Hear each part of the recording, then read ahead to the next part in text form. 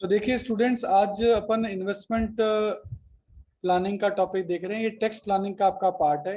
ये क्वेश्चन 2009-2007 में 2 बार एग्जाम में आ चुका है। क्वेश्चन क्या होगा कि what are the different investment options और सेविंग स्कीम्स, कि आप अपना पैसा कहाँ लगा सकते हैं जिससे कि आपको टैक्स बेनिफिट हो जाए, इस टाइप की चीजें। तो सबसे पहला आपका प्लान आता है शेयर्स ऑफ इंडियन कंपनी। आप इंडियन कंपनी के शेयर्स खरीदें। क्यों? क्योंकि उस पर जो डिविडेंड मिलेगा वो आपका एग्जेम्प्ट है, बट उसमें एक रिस्की कंटेंट है। मार्केट अप डाउन होता है। आज ही देखो मार्केट कितना, शेयर मार्केट डाउन भी हो गया, अप भी हो गया, तो ये रिस्की फैक्टर रहता है। दूसरा है कि सर आप डिबेंचर खरीद लो। किसी कंपनी के डिबेंचर खरीदोगे तो डिबेंचर पे आपको इंटरेस्ट मिलेगा, लेकिन इंटरेस्ट एग्जाम नहीं होता। डिविडेंड तो एग्जाम्प्ट है, इंटरेस्ट टैक्सेबल है, बट मोर सिक्योर्ड है, फिक्स है, मिलेगा ही मिलेगा, लेस रिस्क है। कंपनी इंटरेस्ट आपको पे करेगी चाहे उसको लॉस ही क्यों ना हो, जबकि कंपनी डिविडेंड आपको केवल प्रॉफिट की कंडीशन में देगी, और डिवेंचर पे इंटरेस्ट तो कंपलसरी देना ही पड़ेगा। तो ये एक तरीके से आपकी फिक्स रिटर्न है। तो अगर आप रिस्क उठा सकते हो तो आप शेयर मार्केट पे काम करो, अगर आप रिस्क नहीं लेना चाहते तो फिर आप डिवेंचर पे काम करो। और कहाँ पैसा लगा सकते हो? सर आप गवर्नमेंट सिक्योरिटी में पैसा लगा सकते हो। गवर्नमेंट सिक्योरिटी में सबसे पहली बात, no TDS tax deduction at source नहीं होता। कुछ तो एग्जेम्प्ट है जैसे PPF, public provident fund, but इन पे इंटरेस्ट रेट बहुत कम होती है, यानी लगभग 7 से 8% के आसपास, और वो भी फ्लक्चुएट करती रहती है।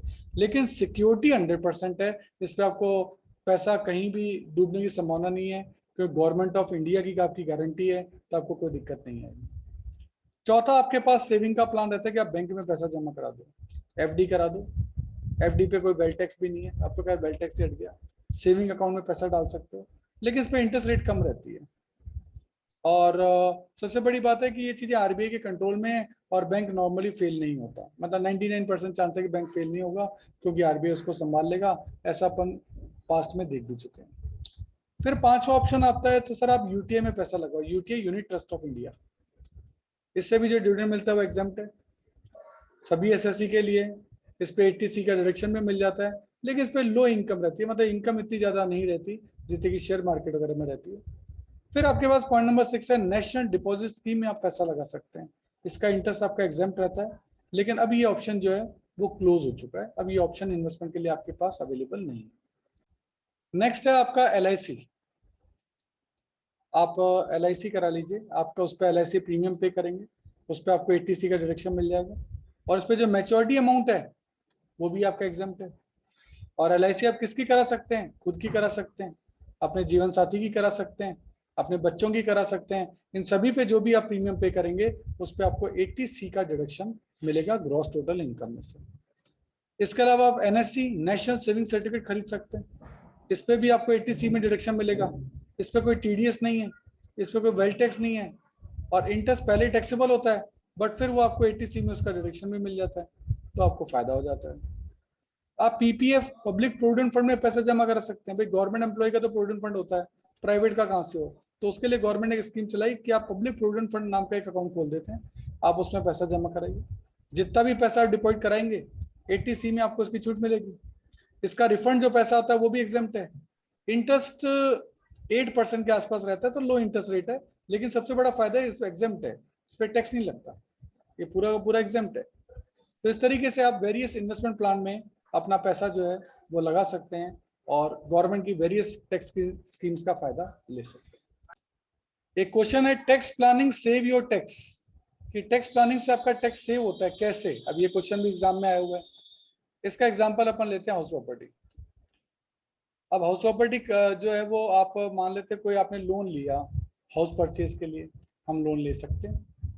उसकी इंस्टॉलमेंट आप पेड करोगे तो उसमें इंटरेस्ट भी होगा, प्रिंसिपल भी होगा। जो इंटरेस्ट आप पे करोगे उस पर आपको अंडर सेक्शन 24B की छूट मिलेगी। अगर आपका लोन टेकन 1499 से पहले का है तो एक्चुअल इंटरेस्ट या ₹30,000 दोनों में से जो कम हो, और अगर आपका लोन 1499 या उसके बाद का है तो एक्चुअल इंटरेस्ट, और ये 1.5 लाख की जगह हो चुका है 2 लाख और शायद 2.5 लाख हो गया है, दोनों में से जो कम हो, तो 2.5 लाख तक की भी छूट मिल सकती है इसके अंदर। और प्रिंसिपल आप जितना भी लोन पे करेंगे इंस्टॉलमेंट में उसमें आपको छूट मिल जाएगी 80C। तो इससे हाउस प्रॉपर्टी में टैक्स प्लानिंग करने पर आपको इन दो जगह पे छूट मिल सकती है। और क्या फायदा होता है टैक्स प्लानिंग से? रिड्यूसमेंट और एंडिंग ऑफ टैक्स लायबिलिटी। आप 80C में सेविंग और इन्वेस्टमेंट की छूट दे सकते हैं, वहां छूट मिलने से आपकी इनकम कम हो जाती है, और इनकम टैक्सेबल इनकम कम हो जाती है। इनकम कम नहीं होती, टैक्सेबल है, मतलब जिस पे टैक्स लगता है वो इनकम कम हो जाती है और उस पर आपका टैक्स भी कम हो जाता है इस कंडीशन में। इनोवेशन फॉर सेविंग, गवर्नमेंट कहती है सेविंग करो, जितनी भी सेविंग्स हैं उसमें 80C पे डिडक्शन मिलता है, उससे कंट्री को पैसा मिलता है, वो सेविंग का आप कहीं बैंक में जमा कराओगे, बैंक में जमा कराओगे तो बैंक के पास कैपिटल आएगी, बैंक इंडस्ट्रियलिस्ट को वो लोन देगा, तो वो इन्वेस्टमेंट हो गया एक तरह से, जो कि देश के डेवलपमेंट में काम आएगा। इसके अलावा सेविंग से इकोनॉमिक स्टेबिलिटी आती है। कोरोना जैसी बीमारियां हैं तो लोगों के पास अगर सेविंग थी तो लोगों को कोई दिक्कत नहीं आई कि सेविंग है, अपन अपना काम निकाल लेंगे, कोई दिक्कत नहीं। इसके अलावा point number 5, best use of resources in investment, जो आपकी सेविंग है उनका बेस्ट यूज हो जाता है, वो जिनको रिक्वायर्ड पैसा होता है वो बैंक से ले सकते हैं। पॉइंट नंबर 6 है elimination of fear of tax loss, आपको जो टैक्स लॉ से डर लगता है क्योंकि आप अननोन होते हैं, टैक्स को इतना ध्यान से नहीं पढ़ते हैं, तो इस कंडीशन में टैक्स प्लानिंग के थ्रू आपको इन डर से भी छूट मिल जाती है।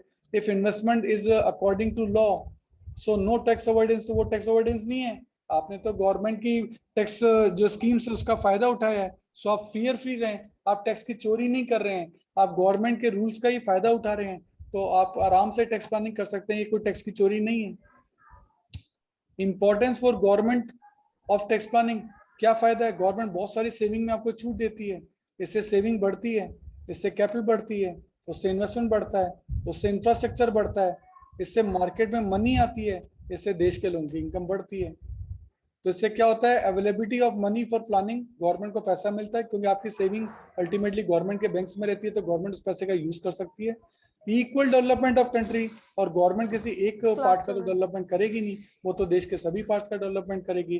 Control on inflation and deflation, और गवर्नमेंट इस मनी का इन्फ्लेशन एंड डिफ्लेशन में भी यूज करती है। सोसाइटी के लिए क्या इंपॉर्टेंस है टैक्स प्लानिंग की, क्या कि आप जो पैसा सेव करते हो वो इन्वेस्ट होता है तो उससे नई फैक्ट्रियां लगती है तो एम्प्लॉयमेंट जनरेशन होता है। Security from price inflation, government price inflation को कंट्रोल कर सकती है, गवर्नमेंट का पैसा आएगा तो इनोवेशन फॉर टेक्निकल डेवलपमेंट में पैसा लगाएगी, और जो मॉरलिटी है वो डेवलप होती है क्योंकि लोगों का पैसा आता है तो वो मॉरल हो जाते हैं, फिर वो चोरी चपारी जो है वो नहीं करते हैं। तो ये सब जो फायदा है ये आपका किससे होता है, ये सब फायदे आपके होते हैं tax planning, save your tax how, ये आपका टैक्स सेव करते हैं, देश के डेवलपमेंट में योगदान करते हैं। कॉन्सेप्ट्स ऑफ इनकम क्या होता है, देखो इनकम के 5 हेड हैं, इनकम के 5 हेड कौन कौन से होते हैं, salary, income from salary, income from house property, income from business and profession, income from capital gain and income from other sources, तो 5 हेड हो गए आपके। और इनकम उसमें भी टाइप्स हैं, ग्रॉस इनकम भी हो सकती है, नेट इनकम भी हो सकती है, नॉर्मल इनकम, अब नॉर्मल इनकम हो सकती है, रेगुलर इनकम या कैजुअल इनकम हो सकती है, कॉम्पिटिटिव इनकम और मोनोपोली इनकम हो सकती है, कई टाइप की इनकम आपकी हो सकती है जो कि आपने इकोनॉमिक्स वगैरह में भी टाइम टू टाइम पढ़ी होगी। जब उन पांचों अपनी इनकम्स का अपन टोटल कर लेते हैं 5 हेड्स का, तो जो इनकम निकलती है उसको बोलते हैं GTI, that's called gross total income, that is a cumulative of 5 heads. इसमें कौन कौन से प्रिंसिपल काम करते हैं इनकम में, बिजनेस एंटिटी कॉन्सेप्ट 11th में हमने पढ़ा होगा, बिजनेस और बिजनेसमैन दोनों अलग अलग हैं। मनी मेजरमेंट कॉन्सेप्ट, ये आपको बताता है उन्हीं इनकम्स को लिखना है जिनको कि आप मनी में मेजर कर सकते हैं। गोइंग कंसर्न कॉन्सेप्ट, हम ये मान के चलते हैं बिजनेस लंबे समय तक चलेगा। कंसिस्टेंसी कॉन्सेप्ट, आप बार बार बिजनेस की पॉलिसी को चेंज नहीं करेंगे। कॉन्सेप्ट ऑफ कंजर्वेशन, की आप आने वाले लॉसेस के लिए अभी से प्रोविजन जो है वो आप बना देंगे।